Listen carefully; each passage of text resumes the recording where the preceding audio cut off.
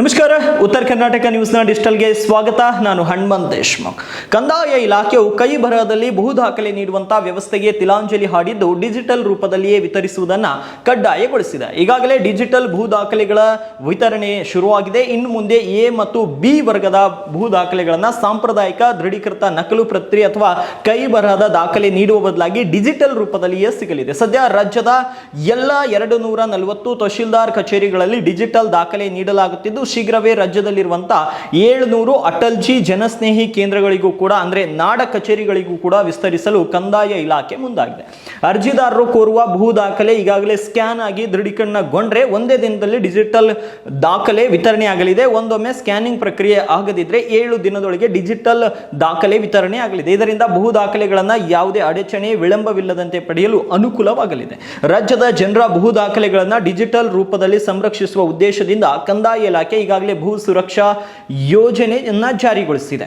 ಭೂ ಸುರಕ್ಷಾ ಯೋಜನೆ ಪ್ರಾಯೋಗಿಕವಾಗಿ ಜಾರಿಯಾಗಿದ್ದ 31 ಜಿಲ್ಲೆಗಳ ಪೈಕಿ 17 ತಾಲೂಕುಗಳಲ್ಲಿ ಸ್ಕ್ಯಾನಿಂಗ್ ಪೂರ್ಣವಾಗಿದ್ದು ಉಳಿದ 209 ತಾಲೂಕುಗಳಲ್ಲಿ ಸ್ಕ್ಯಾನಿಂಗ್ ಪ್ರಕ್ರಿಯೆ ಪ್ರಗತಿಯಲ್ಲಿದೆ ಅಂತ ಅಧಿಕಾರಿಗಳು ಮಾಹಿತಿಯನ್ನು ನೀಡಿದ್ದಾರೆ. ಖಾಯಂ ಆಗಿ ಸಂರಕ್ಷಿಸಬೇಕಾದಂತ ಎ ವರ್ಗದ ಭೂ ದಾಖಲೆಗಳು ಹಾಗೂ 30 ವರ್ಷಗಳವರೆಗೆ ಸಂರಕ್ಷಿಸಬೇಕಾದ ಬಿ ವರ್ಗದ ಭೂ ದಾಖಲೆಗಳ ಸ್ಕ್ಯಾನಿಂಗ್ ಕಾರ್ಯವು ಶುರುವಾಗಿದೆ. ಎ ಮತ್ತು ಬಿ ವರ್ಗದ ಭೂ ದಾಖಲೆಗಳು ಸುಮಾರು 100 ಕೋಟಿ ಪುಟಗಿಂತ ಹೆಚ್ಚು ಇರುವ ಅಂದಾಜು ಇದೆ. ಈವರೆಗೆ 32 ಕೋಟಿ ಪುಟಗಳಷ್ಟು ದಾಖಲೆಗಳ ಸ್ಕ್ಯಾನಿಂಗ್ ಪೂರ್ಣಗೊಂಡಿದೆ.